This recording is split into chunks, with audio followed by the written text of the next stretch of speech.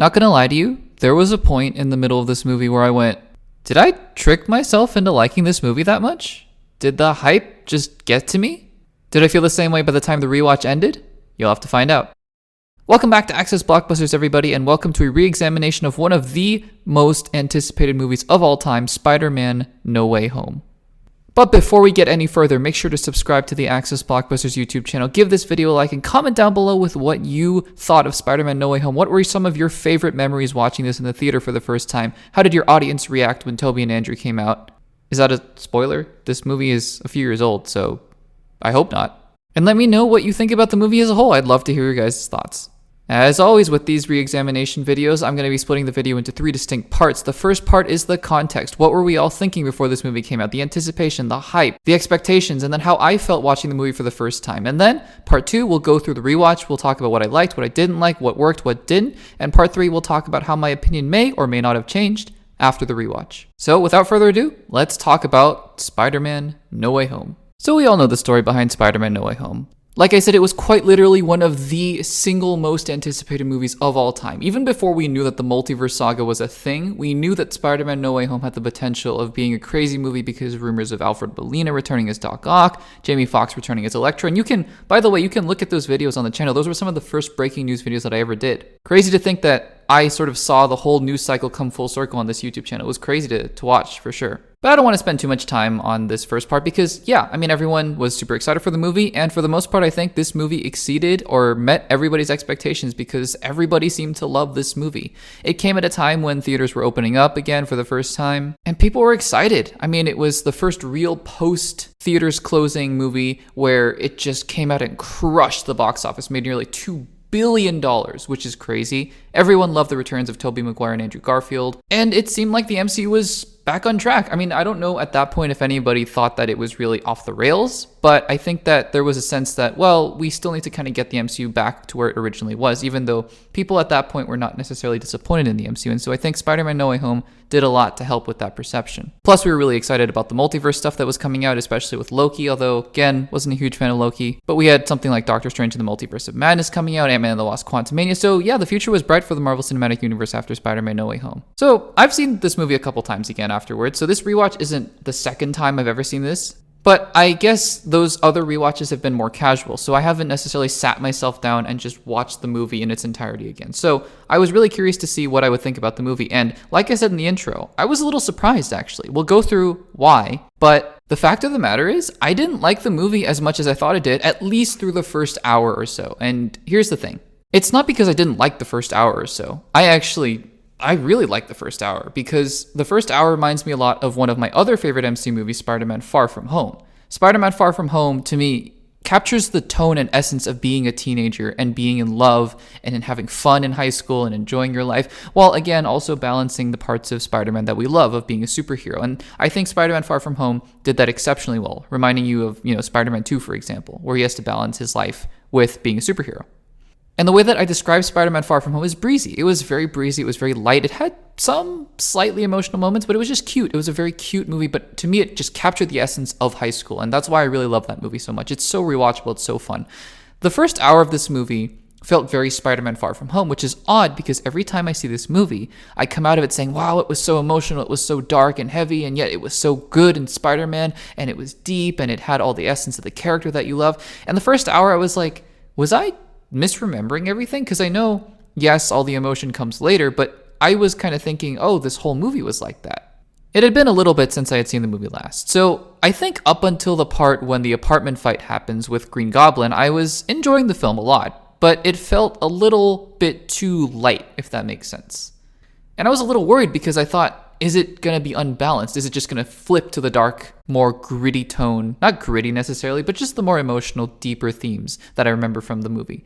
And here's the thing. We'll go through the first part of the movie before I get there, but I will say Spider-Man No Way Home has one of the best balances of tones in the MCU. So let's talk about the first hour of the movie before we get into the darker parts. The movie picks up right after Spider-Man Far From Home, which is great because I kind of hate when movies end on a cliffhanger and then it's like 5 years later and we just kind of fill in with the audience on what happened. So I love that we get to see the consequences of Peter's identity being revealed. But like I said, while the literal first seconds of the movie are pretty dark, actually, revealing Spider-Man's identity, the subsequent minutes of Spider-Man flying through the city with MJ, it's light, it's goofy, but it's funny and charming and cute, so you're kind of establishing that John Hughes kind of vibe, even in Spider-Man No Way Home. I will say, though, that vibe has been established so well in the MCU with this version of Peter Parker, and it just works. Tom Holland knows this Peter Parker and this Spider-Man so intimately that he just embodies the characters so well. And so every time he talks, every time he speaks, it's not Tom Holland to me. It never is.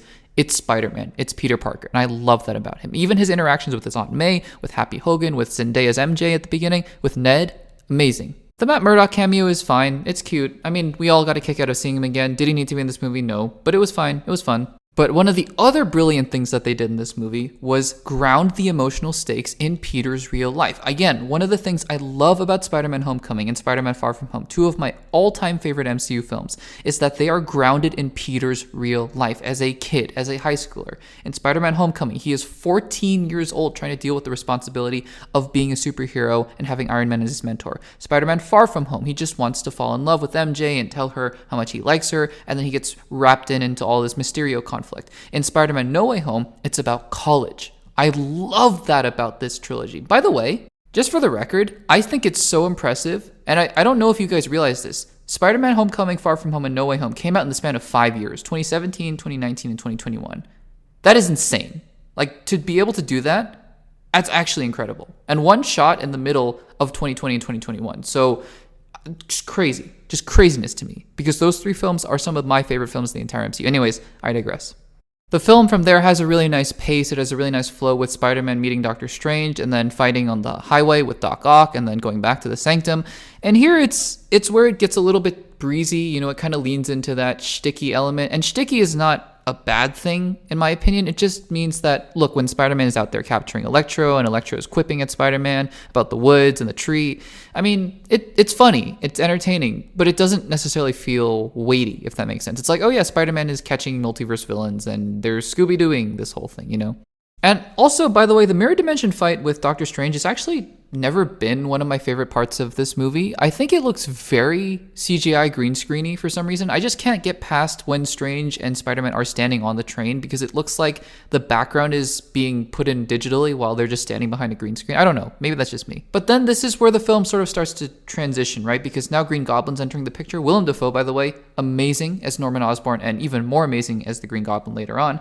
But when Spider-Man is faced with this moral dilemma of curing the villains, this is where you begin to understand Peter Parker as a character. And I understand there's a sort of plot hole in the idea that if you're sending these villains home as if they were cured, like, aren't they going to die? Like, aren't those Spider-Mans in those universes not going to understand and they're going to try to kill them? Or maybe Peter Parker, Tom Holland's version, is under the impression and maybe the assumption that those Spider-Men will understand what happened and then will try to help them. I'm not entirely sure about that. It's a small nitpick. But again, the transition comes in the apartment scene because the transition from light and breezy to dark and heavy happens like that, like the snap of a finger, no pun intended. It happens so fast, and yet it is so seamless because it's almost like you are following the transition between Norman Osborn to Green Goblin, and that's when the movie flips itself.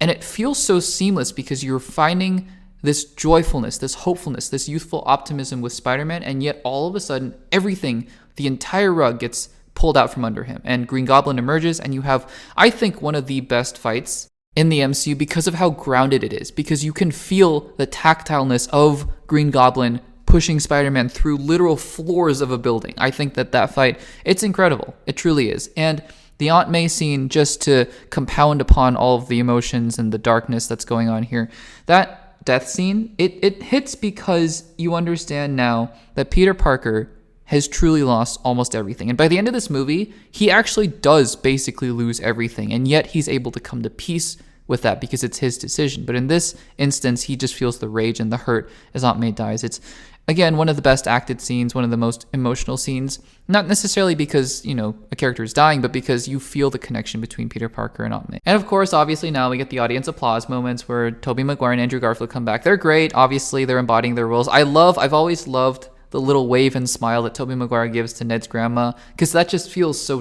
Tobey Spider-Man, you know? I think that they were able to step right back into their characters so seamlessly. Loved that. But actually, that leads me to my favorite scene in the entire movie. My favorite scene in the entire movie is the scene on the rooftop, because when MJ and Ned come to comfort Peter, you feel this unbelievable grief just wash over him. And it's hard to imagine that this is acting, because it almost feels like this is real, that Tom Holland is just pouring out grief onto these other two characters. And then you understand why Toby and Andrew are in this film, obviously for fan service, but also to help Tom Holland's Peter Parker come out of this dark place. And I think that this scene just makes the whole movie work, because it's balancing the lightness, as you see with the scene right after, where you have the Spider-Man pointing scene and all that kind of stuff. But it balances the heaviness and the lightness so well. And that's what John Watts is able to do with each one of his Spider-Man films, is balance those tones. And in this one, he does it the best, I think. The action scene on the Statue of Liberty is so fun as well, because we get to follow each individual Spider-Man as they're carrying the villains. We get to see them team up. It came to a point where, as the three Spider-Men are running down the ramp and they're jumping onto the Statue of Liberty to face the villains, it felt so right. And yet I had to stop myself in the middle of the movie and just say, I cannot believe this movie actually exists. You know, it's just crazy that this movie exists. Shout out to Andrew Garfield for one of the single best acted scenes in the MCU. I'm saying single best a lot in this movie, because this movie has a lot of those. But when he catches MJ as she falls, the look in his face, it's a 5-second moment, but the look in his eyes, it's just a gut punch, right? Because you remember how viscerally Emma Stone's Gwen Stacy died in his movie. So I just shout out to Andrew Garfield. Amazing acting in that moment. And then I really like the ending as well, because it's Tom Holland pouring out his rage against Norman Osborn, the Green Goblin, but you have the other Spider-Man sort of preventing him from going down that darker path. I think that's what this movie is all about. And then I think, actually, even more emotional than Aunt May's death, I think the scene where Peter says goodbye to Ned and MJ, I think that's even more emotional, because it hits home, because you care about these characters. You felt their journeys together as friends and as lovers, I guess, in Tom Holland and Zendaya's case. And I think this scene is actually such a great argument in why you don't need characters to die to have stakes. Like, that's not the only way that movies can have stakes and stories can have stakes, because nobody dies in this scene.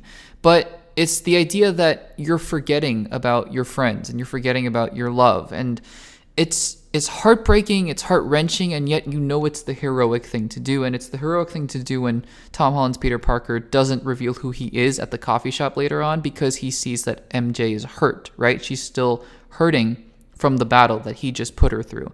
And I mean, that's superheroism, right? I have no doubt that in Spider-Man 4, they'll get back together and she'll remember who he is. But for the meantime, I think that that's such a beautiful way to end this film, and it's such a poetic thing to do at the end, for sure.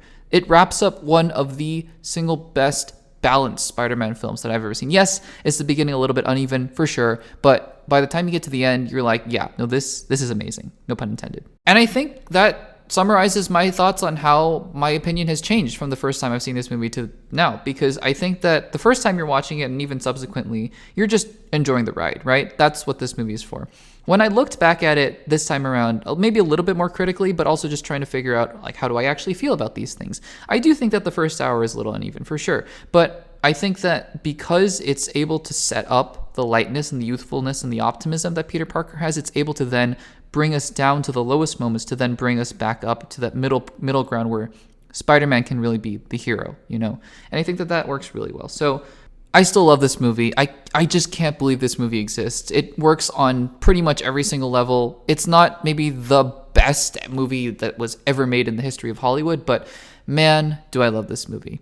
What a treat that we as comic book movie fans get to see something like this in our lifetimes. Amazing.